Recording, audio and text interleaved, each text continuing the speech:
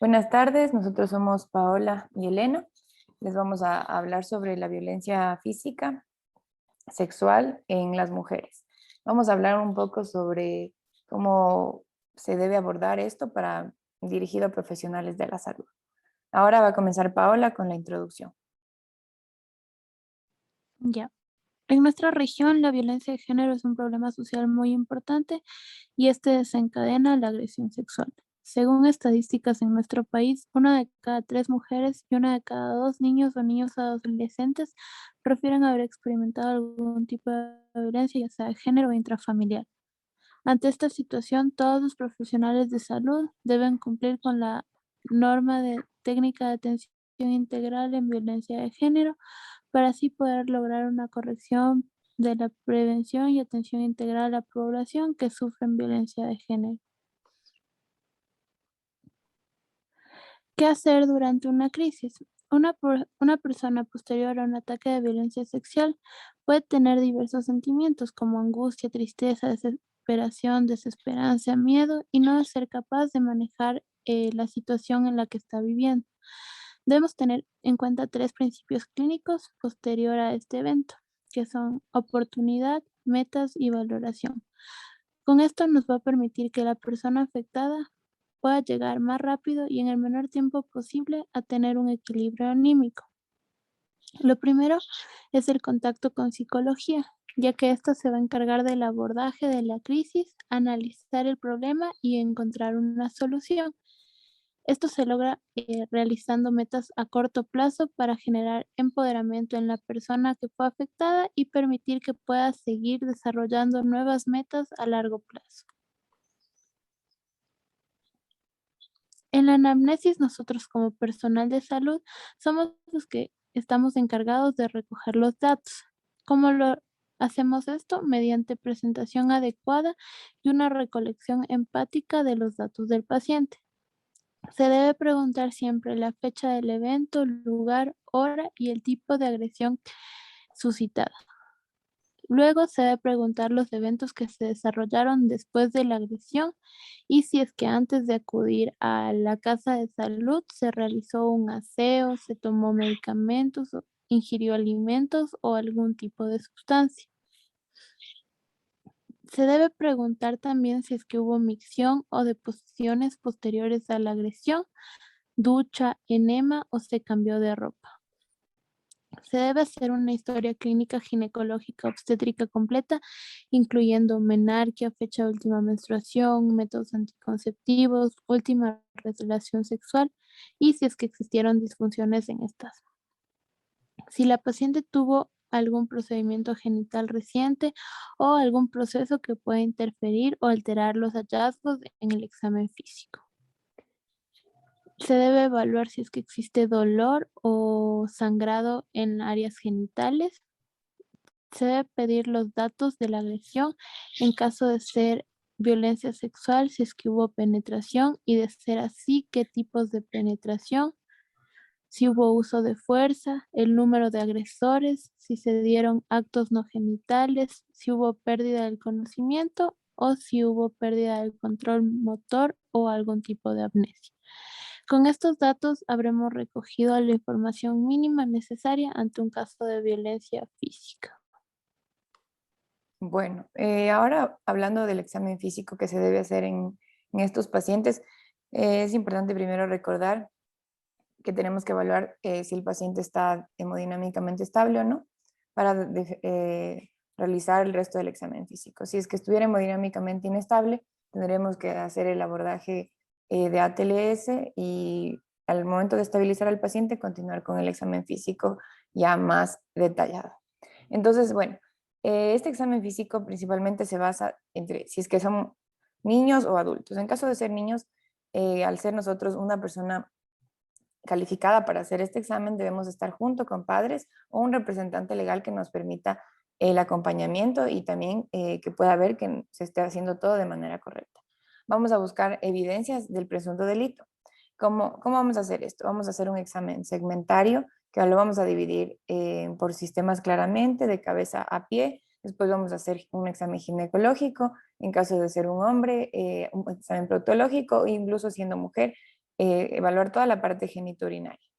Vamos a llenar el informe de atención clínica que tiene validez legal. Este informe se debe llenar mediante el que nos da el Ministerio de Salud, que nos podemos descargar en las guías de violencia sexual. Y después vamos a también procurar siempre estar acompañados de un hombre en caso de ser un paciente, la víctima sea un hombre y de ser mujer, alguien más que sea mujer que nos acompañe durante este proceso. Es importante no revictimizar a las víctimas, o sea, no volver a hacer los exámenes cada vez, ni las preguntas que ya mencionó Pau otra vez, porque esto puede causarle un daño psicológico aún mayor. En la historia clínica debemos registrar, como ya había dicho Pau, siempre o sea, muy específico lugar, fecha, hora, el tipo de agresión sexual. Esto también debe llenarse en los documentos que nos da el ministerio para eso. Debemos recordar que para ser perito en estos casos de agresión sexual, nosotros tenemos que tener un certificado. Solo hay una manera de como no hacerla si eres perito, es cuando tenemos un caso de un niño que llega a un centro de salud, ahí sí tenemos que nosotros como médicos, así no seamos peritos, acompañarle a hacer todo el registro de la historia clínica, porque es la primera persona que llega, el primer personal de salud que llega a conocer este caso del niño. Pero si somos adultos, tenemos que recordar que siempre tenemos que derivar al centro específico, que va a ser el que va a hacer el registro de la historia clínica y que tiene un mayor conocimiento del problema. Posterior, cuando ya se ha hecho la historia clínica y la anamnesis, el examen físico y está todo lleno, también se tiene que hacer un tratamiento profiláctico para evitar algunas enfermedades de transmisión sexual. Como laboratorios iniciales debemos pedir siempre serologías para VIH, hepatitis B, hepatitis A, hepatitis C, sífilis, tenemos que hacer una biometría hemática, una química sanguínea, tenemos que realizar un perfil hepático y una prueba de embarazo. Si bien es cierto, estos exámenes no siempre nos van a reflejar el contagio de actualmente con el violador en caso de ser así el caso, pero nos pueden dar un poco de información de la víctima en el pasado. Por ejemplo, si la víctima ya estaba embarazada antes de que se produzca la violación o si tenía, por ejemplo, un estado de HIV positivo antes de que se produzca la violación. Por eso también tenemos que recordar que estas pruebas se tienen que repetir de 2 a 4 semanas después, para ahí sí comprobar si es que durante la agresión sexual se contagió de alguna de las enfermedades. Volver a hacer el sífilis, pruebas de embarazo, tenemos que realizar otra vez pruebas de HIV y hacer unas biometrías hemáticas y perfil hepático de control. De igual manera, a los 6, 12 y 24 semanas después vamos a realizar otra vez la prueba de VIH, IH y hepatitis B. Y de 12 a 24 semanas volver a hacer otra vez VDRL y hepatitis C. Esto es importante porque ustedes saben que el virus no siempre sale positivo a las primeras semanas, entonces tenemos que hacer estas pruebas para comprobar que en realidad no se haya contagiado la paciente.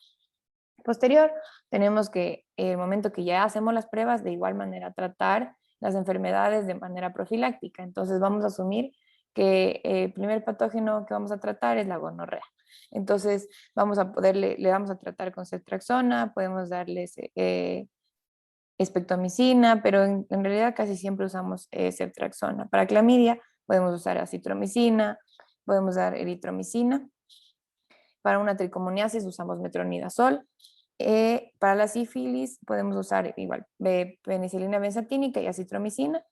Y para hepatitis B podemos usar la vacuna, igual que para el tétanos, porque siempre hay que recordar que en los actos de violación también tenemos que buscar agresión física, porque pueden haber habido también puñaladas con algún objeto cortopunzante que no haya estado estéril y por eso podemos también tener una infección por tétanos, no solo de infección en transmisión sexual.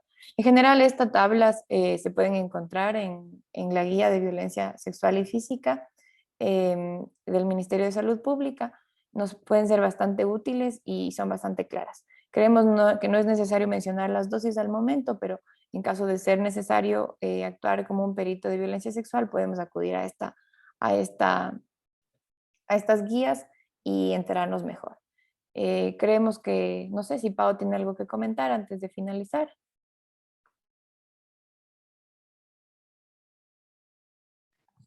No, creo que con eso concluiríamos este audio. Sí, creo que eso es todo. Siempre recordar que tenemos que estar dispuestos a acompañar a la víctima y ayudarle de manera psicológica en lo que más podamos. Al ser unos profesionales de salud, tenemos que hacer lo mejor por nuestros pacientes. Eso es todo, nos despedimos. Espero que les sirva este audio.